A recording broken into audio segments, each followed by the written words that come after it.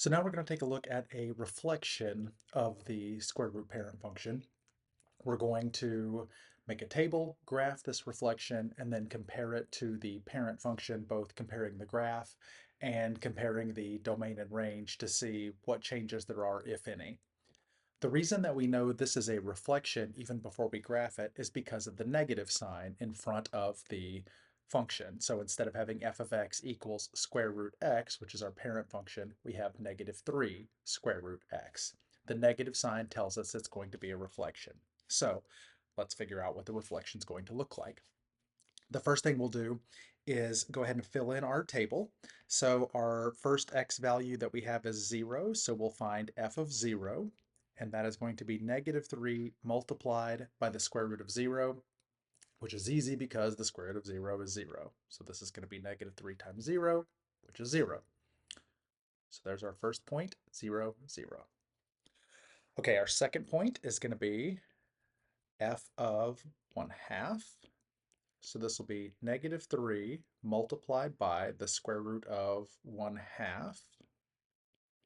So for that, we'll come to our calculator. We'll do -3 multiplied by the square root of 1/2, which is -2.121. We'll round that to just -2 for -2.1. Next, we've got an x value of 1, so we'll do f of 1, and that is -3 multiplied by the square root of 1.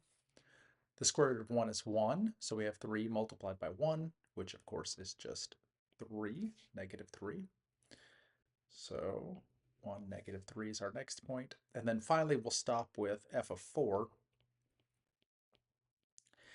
-3 multiplied by the square root of 4 is -3 times 2, which is -6. Okay, so now that we have our table filled in, let's go ahead and graph our coordinates that we came up with. So we've got 0, 0. We've got 1, -3. I'm going to skip the 1/2 and -2.1.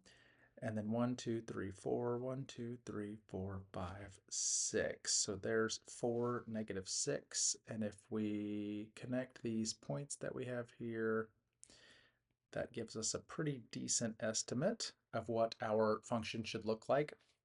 If we compare that to our parent function, remember, goes through 0, 0, 1, 1, and then 1, 2, 3, 4, 2. So our parent function kind of goes like this.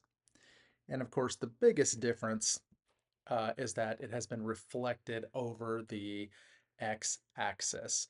The 3 also is causing a bit of a dilation, so it's a vertical stretch in addition to a reflection over the x-axis, but the negative sign is what we're focused on here. The negative sign causes a reflection over the x-axis. The domain does not change from the parent function. The domain is still x values that are 0 and up.